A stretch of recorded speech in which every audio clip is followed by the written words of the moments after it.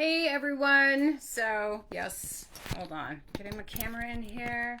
I went live on my computer. And guess what? Again, it didn't come up with anything. Hold on. I gotta stop this. So, welcome to this week's Coach's Corner. My name is Penny Hounsome. I'm a holistic health and lifestyle coach. And together with Coach Lisa, we co-found Lux Life Coaching and Retreats.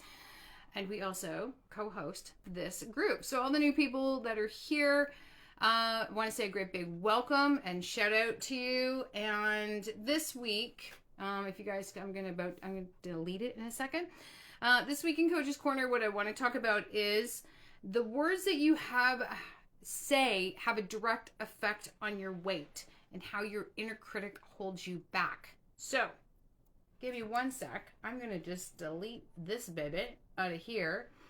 And because it's like, delete post. Okay.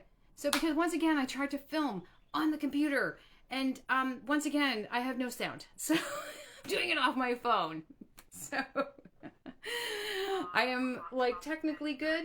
And some days, technically not. So I'm not sure what goes on there. Anyway, what I want to talk about is when we say things to ourselves like, I can't, or I'm a failure, or I'll just skip my workout, I'm too tired, I'll just have that little piece of something. What you're really doing, in essence, is telling your subconscious that you're not worth it. What we're really saying to ourselves is when we stay up late at night and not go to sleep when we're really tired and we're binge watching something off of Netflix or whatever the easy streaming service that you've got, we're telling ourselves that we're not worth going to bed. We're not worth going to bed to get a really good night's sleep. So when we look at the change of when we want to make the mindset change, and when we look at that, we have to look at the way we talk to ourselves. So I've talked about this before, about the inner critic and having like negative Nancy in the back of your head. That's how I named mine.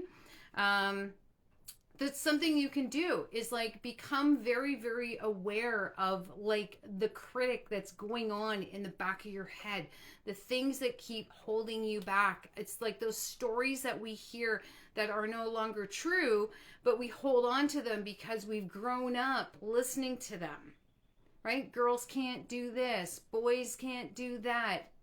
Girls can't wear blue. I was born in the 60s. So, if you're a girl, you wore pink. Favorite color is blue.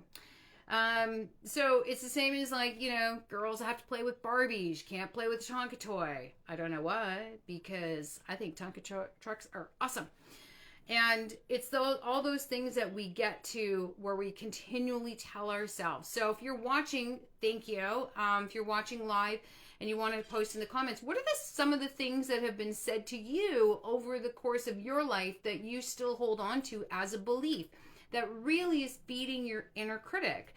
And for a lot of people, especially I'm 56, so growing up in like 70s and 80s, like there was girl jobs and boy jobs, and oh my God, you can't overlap one from the other. And those are these stories that we have that are inner critics, like, you can't do that. You can't do that.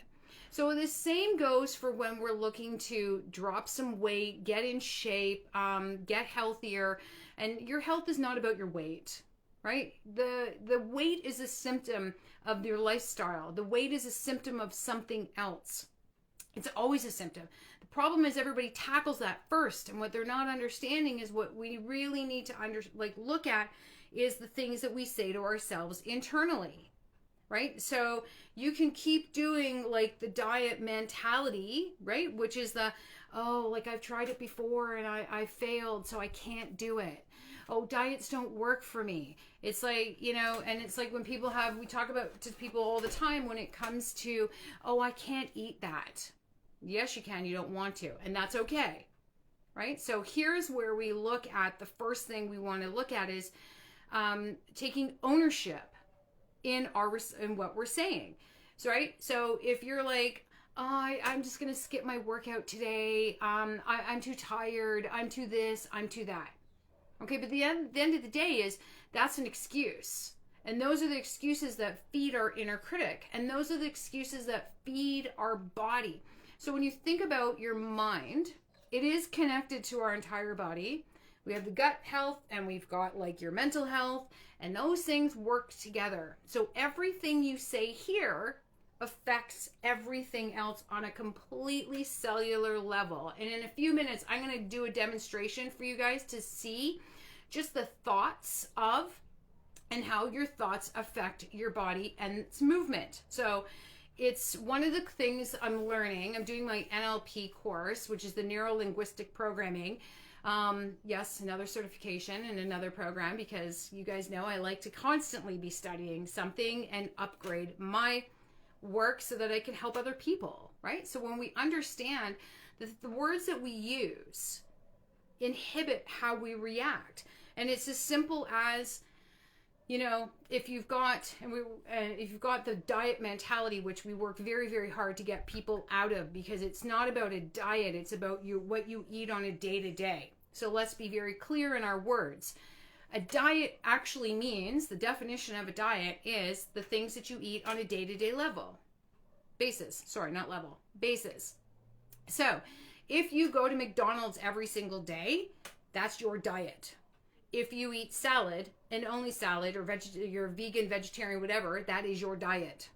If you eat well-balanced protein, carbs, fresh vegetables, fruits, dairy, all, that is your diet. There's no diet, okay? There's restriction, which for a lot of people doesn't work, especially if you're very, very high stress.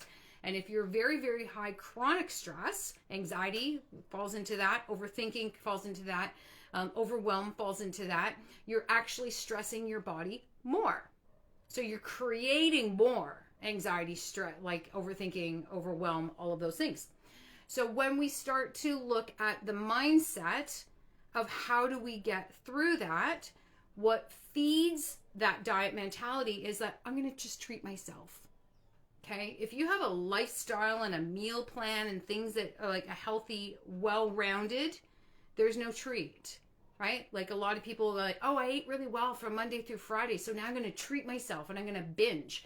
The problem is, mentally, you've been withholding, and you've got this mindset to go, it's the weekend. I can drink more. I can eat more. I'm going to like have like, you know, instead of having like a drink, you have like 3 drinks, right? So the physiological change that happens in your body when you have that thought process is like huge, and it's stressful. We live in a world where it's like we think relaxation is coming home to sit in front of the TV, doom scroll on our phone. I would demonstrate, but I'm on my phone. You know, binge watch Bridgerton for 17 hours. Done that on a Sunday. Like, I've done it. But what it actually is doing is creating more stress. Psychologically, we think, oh, it's relaxing. Physiologically, our body is responding in a way that's actually increasing the stress, which is throwing your hormones out of balance, which is then, in fact, keeping more weight as women as we get older. Like I'm 56, so, you know, I had that menopause, you know, poundage come on. I think it was a Tuesday around 11 o'clock. I walked through my house. I took a deep breath and like 11 pounds came on my belly. Don't know where that came from. But it was like, oh no. So, you know, made some tweaks, made some changes, and got rid of it. It went away like within this like same time frame. But it's the way you talk to yourself. Okay, so if you think about all of the things and how you talk about yourself, and it's like the simple as when your alarm goes off in the morning and you're like, oh, I'm just going to hit the snooze. You've already told your body that whatever you're thinking to do that day isn't worth it. As simple as hitting the snooze. Okay? So recommendation for this, and I invite you to just move the alarm. Like if you know you can sleep to the last minute and you want to do that, go for it. Move the alarm. Don't hit the snooze. Just change the alarm time so it goes off and then you know, great, I'm up and I'm going. That tells your body, it tells your brain, oh, what we're going to do today is important, right? It's as simple as, you know, you go to a party and there's cake, or you go to the office and there's donuts and you're like, oh, I'll just have one. I know I shouldn't, but. That you're training your brain to think like, well, whatever she's doing is like, whatever she thinks of herself isn't worth it. Like that lowers your self-confidence and it takes a hit for your self-esteem. Okay, so when we look at what we say to ourselves, how it focuses on our body. So it's all these little things that we say over and over that people are like, but it's no big deal. But it is, because your body is listening on a cellular level. Okay, so here I told you guys I would do a little demonstration.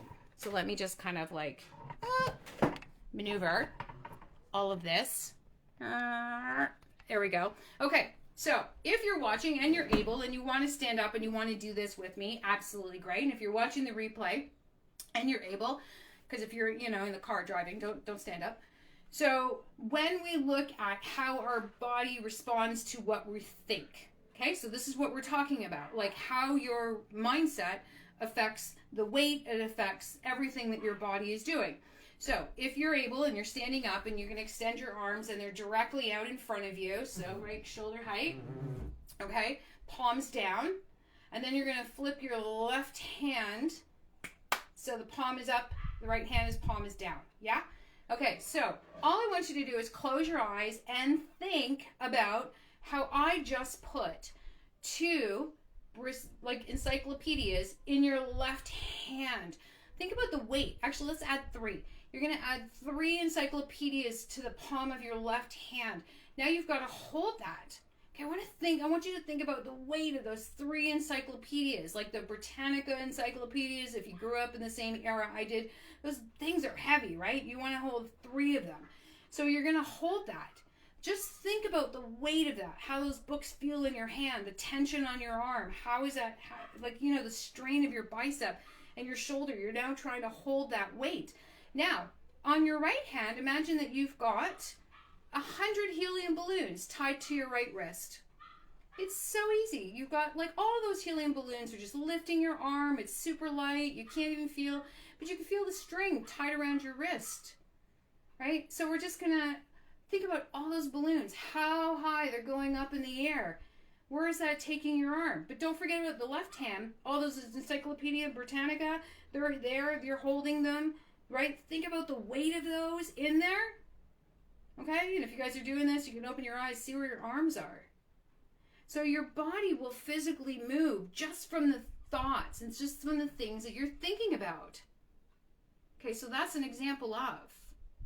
Now, if we take that into an account and think about all the things that we think about ourselves and all those things that you say to yourself that are negative, how is that responding in all the cells of your body, right?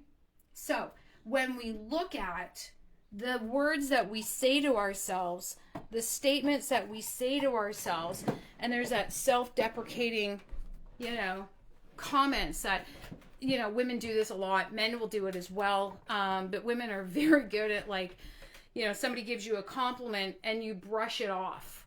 Oh, well, it's just this. I love your dress. Oh, thanks. But, it was just, no, thank you. Okay. So when we start to change the inner critic, I invite you guys to, when somebody gives you a compliment, just say thank you. Don't need to explain where you got the dress unless somebody asks. I mean, personally, if I'm asking about your dress and I'm telling you you're lovely, I really want to know where you bought it. Just FYI. So I'm all for the fashion. So when we're doing that, just say thank you, right? People talk about that they want more. They want a different life. They want this.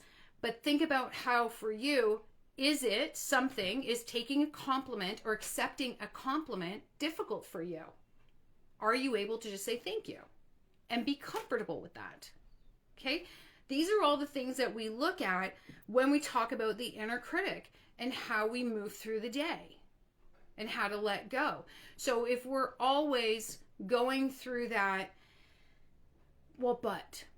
and here's the other part of this, when we're making excuses. So did you do your workout? Did you prep your food? Did you eat well? Did you have your breakfast? Did you get to sleep on time? Did you drink your water? Yeah, but, I couldn't because.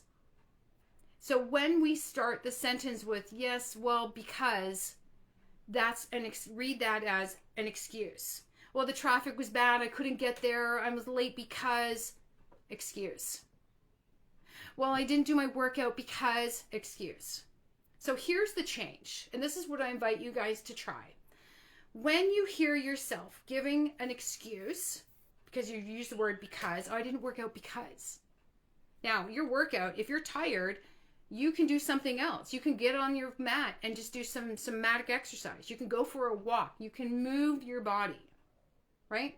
In order to make that change. It doesn't have to be hard pressed. And this is the other thing we teach people is when you're looking to make a change and your body is already highly stressed, we need to bring that stress level down. So doing a hard hit, power workout might not be the answer for you. Going out and running might not be the answer for you. Maybe what you actually need to do is something a lot calmer, right? And that goes along with, well, like I couldn't eat my protein because, as we know, as women, right, over a certain age, you need to be increasing the protein, and if you didn't know before, now you do, in order to help build muscle, right? But everybody's like, I don't know about you guys, but I'm like, everybody who isn't a fan of potatoes, everybody's like, yeah, but I really wanted to eat my potatoes instead. Great, you can do that too. You can have both, but we want to have a little bit more meat, however that looks for you, right? Because everybody's coming from a different angle. So when we look at changing how we talk to ourselves, we look at the inner critic and what we're saying. One, here's a super fun thing to do. Name it. Give it a name. Describe it. What does that inner critic look like? Somebody had said something to you at one point. The other thing is to take full responsibility for our actions and then start making a journal. I love journaling because it works. And I'm not talking about typing in your phone. I'm talking about pen, pitta, and the power of those words, of letting them go.